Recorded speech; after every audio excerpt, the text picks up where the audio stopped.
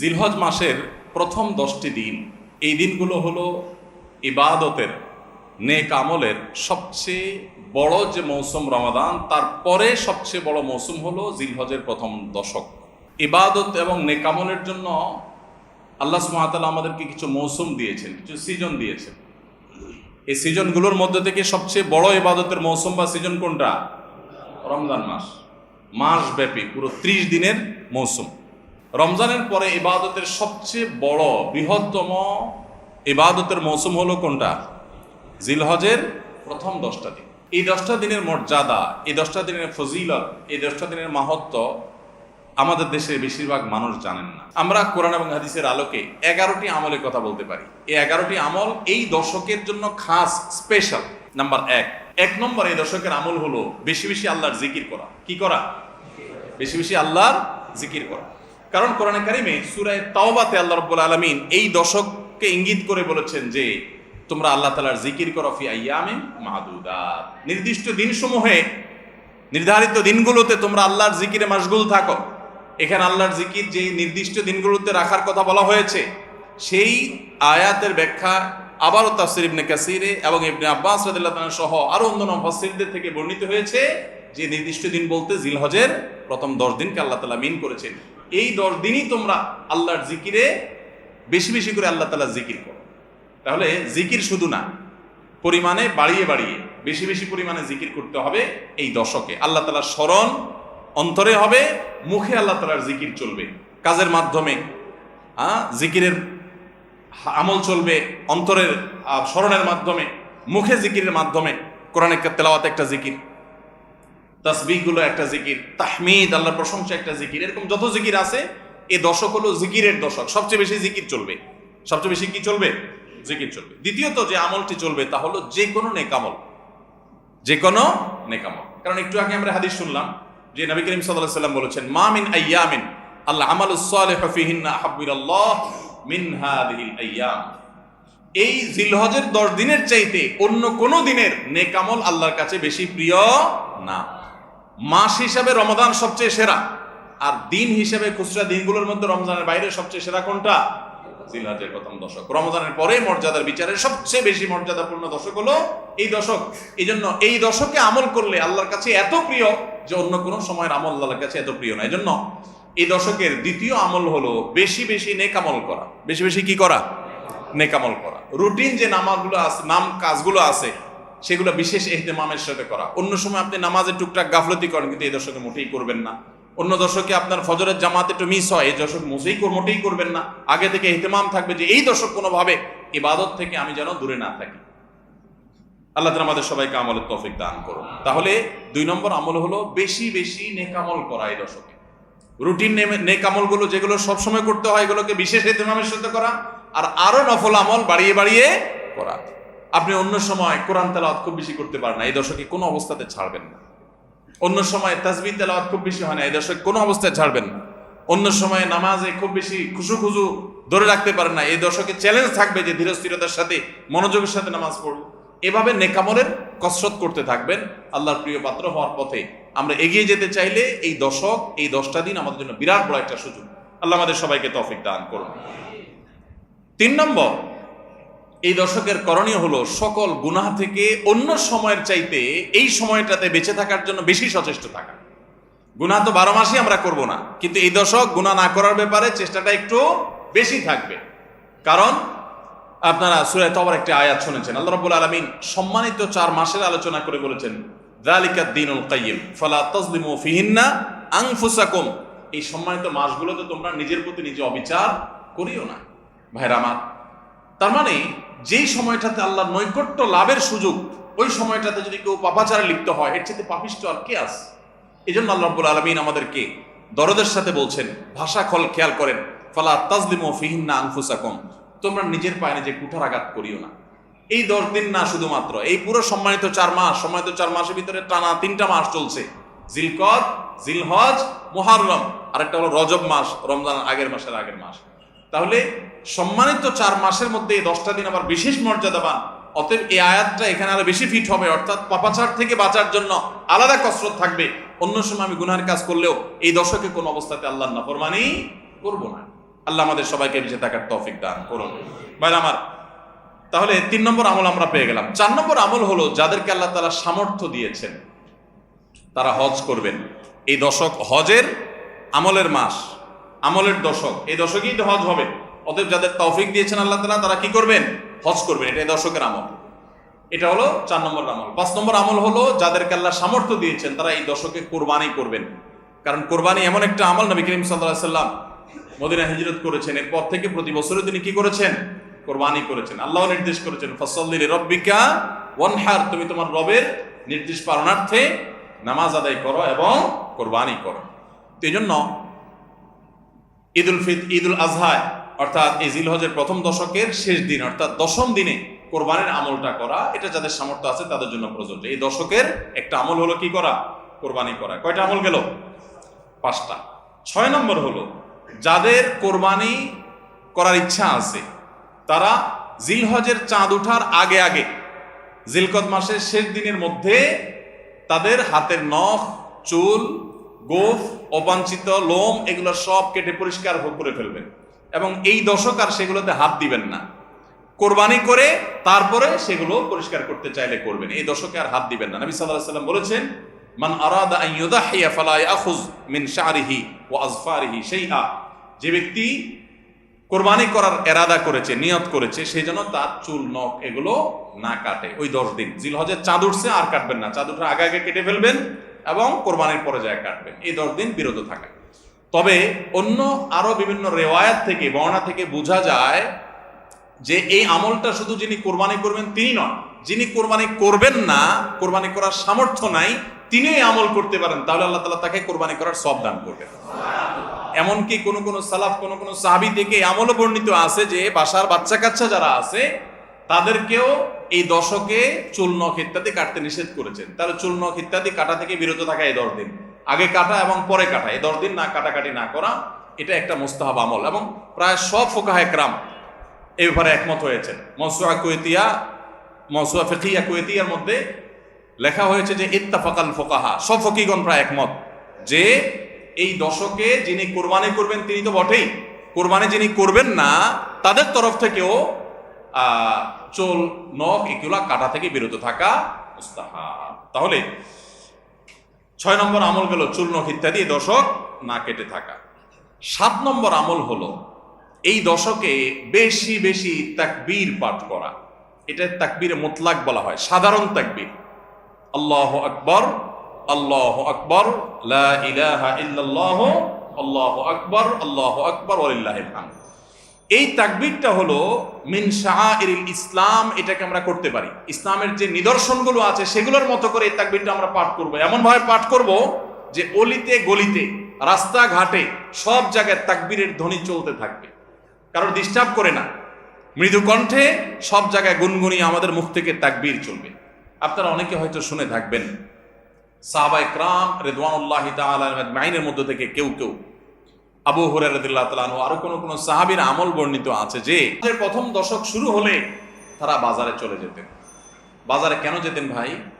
শুধুমাত্র এই নিয়তে বাজারে যেতেন যে বাজারে গিয়ে অনেক মানুষজন থাকবে, তাদের সামনে গিয়ে উচ্চস্বরে তাকবীর পাঠ করব, আমার তাকবীর শুনে পুরো বাজারের সবাই গুনগুনিয়ে তাকবীর বলে উঠবে, এই উদ্দেশ্যে শুধুমাত্র কোন কোন সাহাবী বাজারে যেতেন এবং যে বলতেন আল্লাহু আকবার, আল্লাহু আকবার, লা ইলাহা ইল্লাল্লাহ, আল্লাহু আকবার, আল্লাহু আকবার ওয়ালিল্লাহিল হামদ। শয়তান আমাদের পুরো সমাজকে গ্রাস করে ফেলছে ভাই, সর্বত্র। আমাদের বাসা বাড়ি, আমাদের ব্যবসা প্রতিষ্ঠান, আমাদের শিক্ষা প্রতিষ্ঠান, আমাদের চিন্তা চেতনা, মন, মগজ, দেহ, মস্তিষ্ক সবকিছু ইবলিস নানাভাবে আমাদেরকে প্রভাবিত করে রাখছে। ইবলিসের ওয়াজ তো আজকাল আমরা শুনি না। কোরআনে আল্লাহ তাআলা সবচেয়ে বেশি যাকে শত্রু হিসাবে দেখাইছেন সে হলো কে? ইবলিস। তার ব্যাপারে আল্লাহ বলেছেন যে সে আমাদের আদু ও মুবিন, স্পষ্ট শয়তান। আমরা জীবনে কোনোদিন দেখিই নাই, আল্লাহ বলেছেন স্পষ্ট শয়তান। কেমনে স্পষ্ট হলো? আমরা দেখিই না, সে থাকে গোপনে, আল্লাহ বলেছেন স্পষ্ট। ভাইরা আমার, এই জন্য আল্লাহ স্পষ্ট বলেছেন যে শয়তান নিজে দেখা না দিলে কি হবে? শয়তানের শয়তানি সারাক্ষণ আমাদের চোখের সামনে ভাসে, চতুর্দিক থেকে শয়তানি আমরা দেখি না? তো এই শয়তান তার শয়তানি করে করে পরিবেশটাকে আমাদের নষ্ট করে ফেলছে। আমাদের দেশ তরুণ প্রজন্মকে ধ্বংসের দ্বারপ্রান্তে নিয়ে যাওয়া হয়েছে। তাদেরকে দিন থেকে এত দূরে সরাই দেওয়া হয়েছে, কখনো শিক্ষার নামে, কখনো সংস্কৃতির নামে, কখনো বিনোদনের নামে, কখনো খেলাধুলার নামে, কখনো ক্যারিয়ারের নামে, এক এক সময় এক এক নাম দিয়ে আমাদের সন্তানদেরকে আল্লাহে দিন থেকে এত দূরে সরিয়ে ফেলা হয়েছে। আমরা অনেকে এখনো আঁচ করতে পারছি না। ভয়াবহতা কোথায় গিয়ে ঠেকেছে অনেকে অনুমান করতে পারছি না। সমাজ থেকে শয়তানের এই সমস্ত শয়তানের প্রভাব দূর করবার জন্য জিলহজের প্রথম দশকে অলিতে গলিতে, রাস্তাঘাটে, বাসা বাড়িতে, ব্যবসা প্রতিষ্ঠানে সব জায়গায় তাকবীর ধ্বনি উচ্চারিত করতে থাকেন।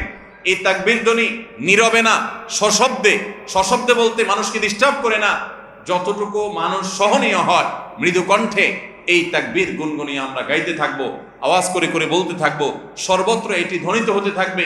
এই আন্দোলনটা আমার প্রত্যেকটা একটু করতে হবে। রাজি আছি তো ইনশাআল্লাহ?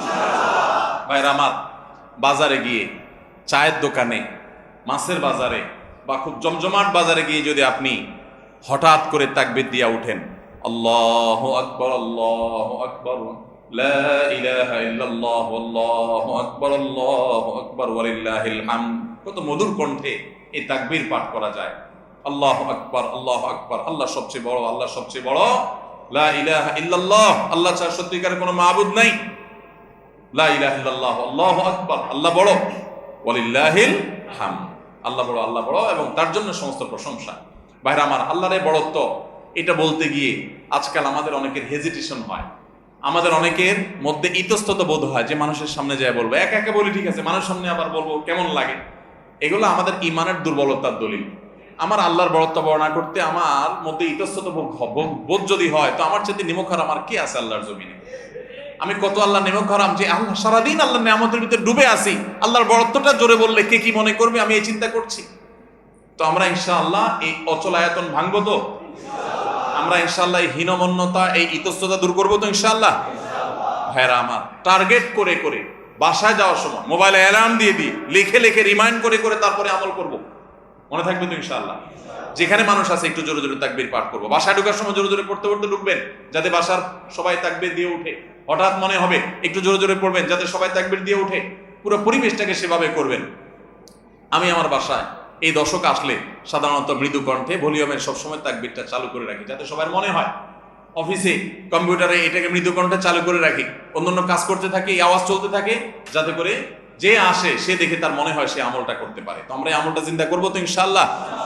যদি আপনি বাজারে গিয়ে তাকবীর বলেন, আমাদের সমাজের যে অবস্থা, যে অবক্ষয়, দিনই চেতনা দিন দিন যেভাবে হারিয়ে গেছে, আপনার তাকবীর শুনে হয়তো অনেকে হাসবে।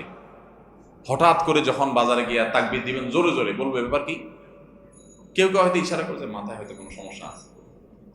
এরকম হতে পারে, হতে পারে কি পারে না? কেন হইতে পারে? কারণ সব গাফেলদের মধ্যে একজন জাকের আসছে, সব গাফেলদের মধ্যে একজন জাকের আসছে।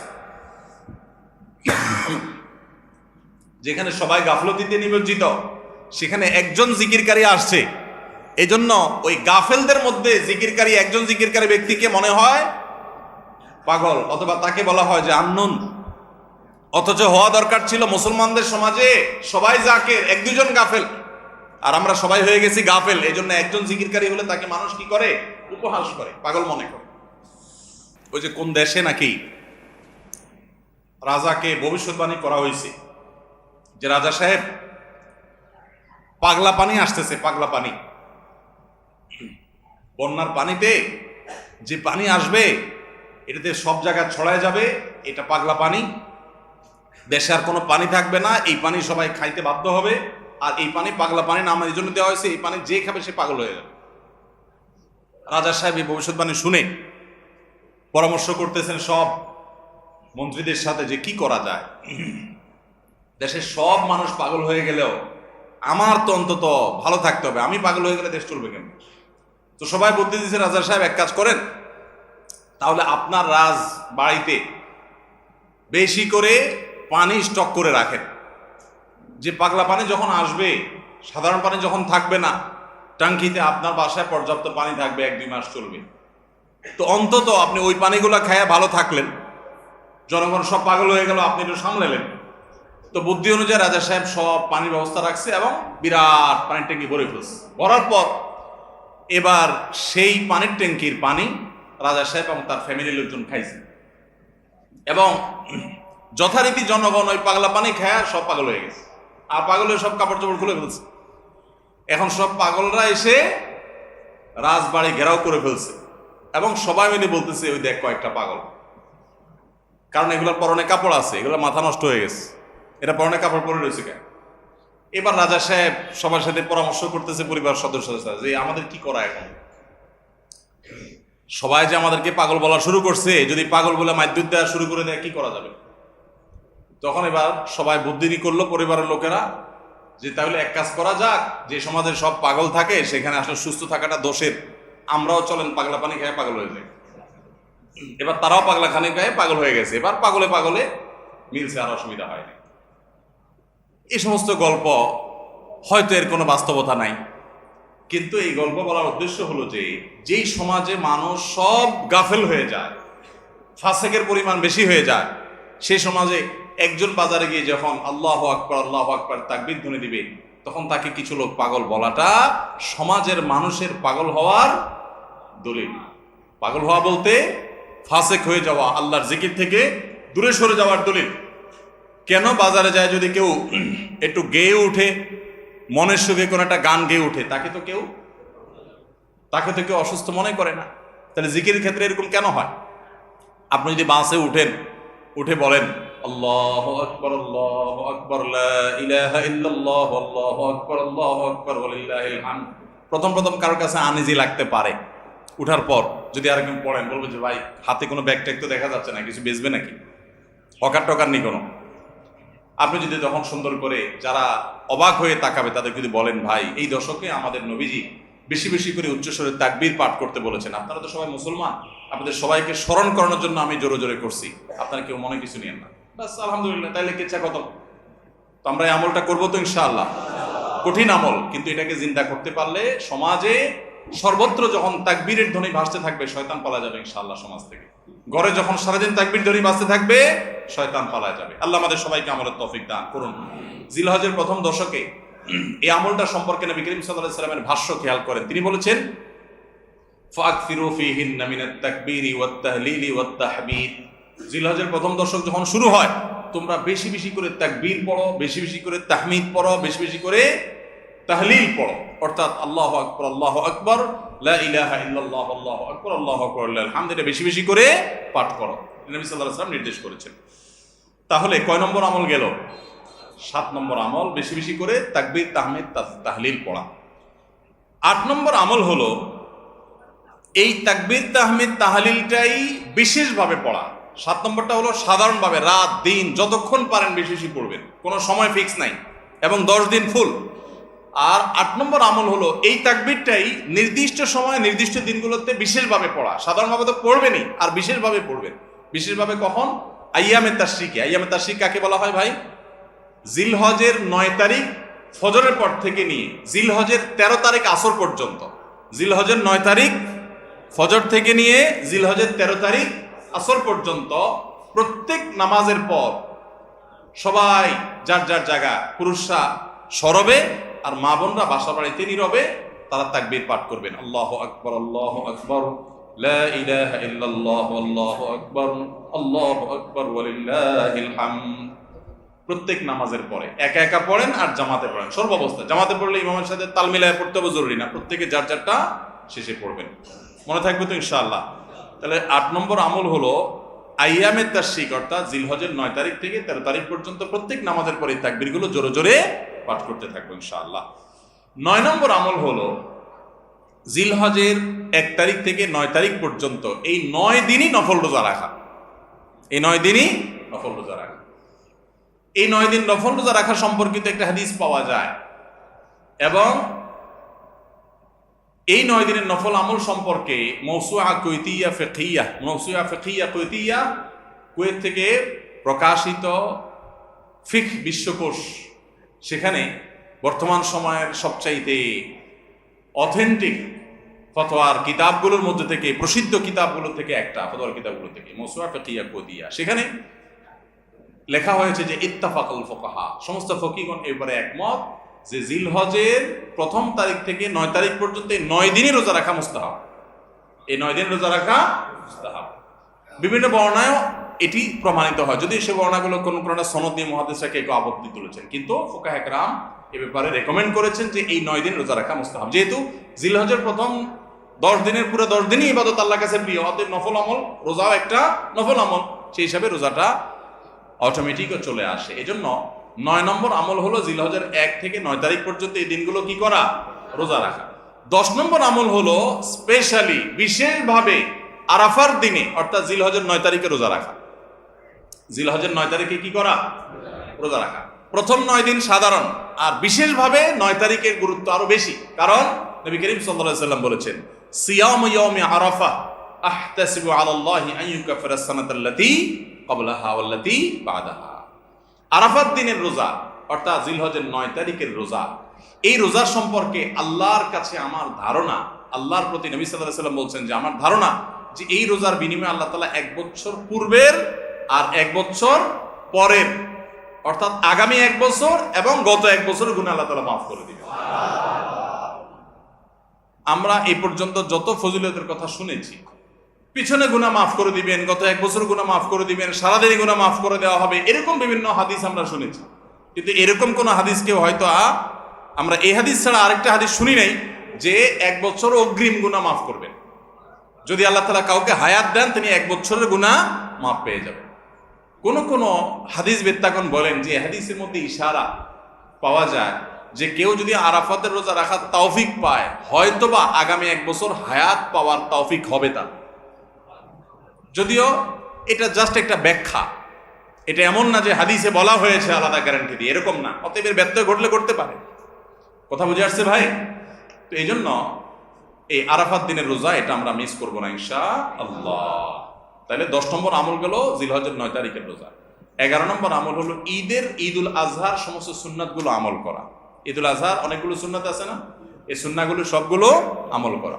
ঈদুল আজহার যে সুন্নাহগুলো আমল সাধারণত হয় না, গোসল আমরা করি, সুগন্ধি আমরা ব্যবহার করি, আলহামদুলিল্লাহ, অন্য অনেক সুন্নাত আমরা আমল করি, কিন্তু যে সুন্নাতের আমল সাধারণত হয় না তার ভিতরে একটা হলো ফজরের নামাজ মহল্লার মসজিদে এসে পড়া, ভোর রাতে আগে আগে উঠা। অন্য সময়ের চাইতে ঈদের দিন ফজরে মুসল্লি আরো আমাদের মসজিদে কম থাকে, কারণ চাঁদ রাতে তামাশা করে বেড়ায়, ফজর নামাজ মিস হয়ে যায়। তো ইমানদার সেটা করতে পারেন না। ঈদের সুন্নাহটা বিশেষভাবে আদায় করার চেষ্টা করা দরকার, অর্থাৎ জামাতের সাথে ফজর নামাজ পড়া দরকার, আগে আগে উঠা দরকার। ঈদের দিনের সুন্নাতগুলোর মধ্যে থেকে একটা। আরেকটা সুন্নাত আমাদের অবহেলিত, আদায় হয় না, সেটা হলো ঈদুল আজহা হোক আর ঈদুল ফিতর হোক, ঈদের নামাজ মাঠে পড়ার চেষ্টা করা দরকার। কোথায়? মাঠে। মাঠ এখন কম, বিশেষ করে শহর এলাকাতে মাঠ একটু কম, কিন্তু যেগুলো আছে সেগুলোও যদি সঠিকভাবে সবগুলোকে ব্যবহার করা হয় তাহলে অনেক জায়গায় সুন্নাহ জিন্দা হয়। আমরা ঈদের নামাজ মসজিদে পড়ি, কেন পড়ি? একটা অজুহাত দেই, মাঠ কম। এই অজুহাত সব ক্ষেত্রে গ্রহণযোগ্য না এবং সঠিক না। অনেক জায়গায় মাঠ থাকা সত্ত্বেও মানুষ মসজিদে নামাজ পড়ে, কারণ সব মহল্লার মানুষ আলাদা আলাদা নিজেরা একটু মাতবরি করতে চায়। আমরা আবার আরেক জায়গায় নামাজ পড়তে যাবো, আমাদের একটা বাঁকাওয়াতি থাকে। এই রোগ মসজিদে ঢুকে গেছে, মসজিদ কমিটির লোকদের মধ্যে রোগ ঢুকে গেছে। তারাই কোরবানি করতে রাজি না যে আমরা এখানে জমাত করব না, চল আমরা সবাই মিলে বড় একটা মাঠে করি। বড় মাঠে কয়েক মসজিদের মুসল্লিদের একসাথে নামাজ আদায় করার যে সৌন্দর্য আছে, এই সৌন্দর্য মসজিদের মধ্যে ঈদের নামাজ পড়ার মাধ্যমে নাই। এই জন্য ভাইরা, মাঠে ঈদের নামাজ জিন্দা করার চেষ্টা করতে হবে ইনশাআল্লাহ। চেষ্টা করা যাবে না ইনশাআল্লাহ? তাই বলে আবার রাস্তাঘাট আটকায় মানুষের অসুবিধা হয় সেভাবে করে ঈদের নামাজ ব্যবস্থা করেন না। হ্যাঁ, যদি কোনো রাস্তা এরকম হয় যে না, এ রাস্তা বিকল্প বহু রাস্তা ডানে বামে আসে, মহল্লার রাস্তা, কারোর কোনো অসুবিধা হবে না, তাহলে সেখানে হতে পারে শর্ত সাপেক্ষে। কিন্তু সাধারণত রাস্তা নয়, বরং আমাদের নামাজ পড়তে হবে কোথায়? মাঠে। এবং ঈদের নামাজ মসজিদে আদায় করবেন না, মাঠে আদায় করবেন। এই আওয়াজটা সর্বত্র তোলা দরকার। শহর তো বটেই, গ্রামে পর্যন্ত এখন প্রত্যেক মসজিদের নামাজ হয়। কেউ কাউকে মানতে রাজি না, আরেক জায়গায় ঈদগাহে নামাজ পড়ে আমাদের ইজ্জত থাকে নাকি? তো এই লোক ইসলাম বুঝে নাই। ঈদের জামাত হবে, অনেক বড় জামাত, সেখানে বহু মসজিদের মুসল্লিরা আসবে, এটার মধ্যেই সৌন্দর্য, পুরো মহল্লার মানুষের সম্মিলন করবে, এই সুন্নাতটা আদায় হয়। ঈদুল আজহার আরেকটা সুন্নাত অবহেলিত, সেটা হলো ঈদুল আজহায় আমরা জানি যে প্রথম খাবার ঈদুল আজহার কোরবানির গোশত দিয়ে হবে, এটা সুন্নাত। ওমর রাদিয়াল্লাহু তাআলা থেকে একটা রওয়ায়াত বর্ণিত আছে যে আল্লাহ তাআলার উদ্দেশ্যে কোনো কিছু দান করলে এটা নিজে ভোগ করা যায় না। যায়? আপনি আল্লাহর রাস্তার জন্য, আল্লাহকে খুশি করার জন্য আল্লাহর রাস্তায় কিছু দিয়ে দিয়েছেন, এটা কি নিজে খাওয়া যায়? আর এটা আপনি গরিবকে দিয়ে দিবেন, মসজিদে দান নিয়াত করলে মসজিদকে দিয়ে দিবেন, আপনি নিজে ভোগ করতে পারবেন না। শুধু কোরবানি এবং আকিকা এই দুইটা আমল আছে, যে এই দুইটা আমল আল্লাহকে খুশি করার জন্য জবাই করার সময় বলছেন বিসমিল্লাহ আল্লাহু আকবার, আল্লাহুম্মা লাক মিনকা ওয়ালাক, আল্লাহ আপনার তরফ থেকে আবার আপনার উদ্দেশ্যেই কোরবানি করলাম, আমার কোনো ধান্দা নাই। অথচ আবার ঠিকই ওইটার গোশতটা আল্লাহ আপনাকে খেতে দিয়েছেন, কারণ এটা আল্লাহর পক্ষ থেকে সাদাকা, আল্লাহর পক্ষ থেকে মেহমানদারি, যে আল্লাহ আপনার থেকে কবুল করেছেন এবং বলেছেন বান্দা আমি বুঝে পাইছি, এবার তোমাকে দিছি, তুমি খাও। তো এই জন্য আল্লাহর মেহমানদারি দিয়ে দিনের প্রথম খাবার গ্রহণ করা, যাতে করে ক্ষুধার্ত থেকে খাবারের প্রতি আগ্রহী হন আপনি, এবং আল্লাহর মেহমানদারি দিয়ে প্রথম খাবার খান আপনি, এটা সুন্নাত।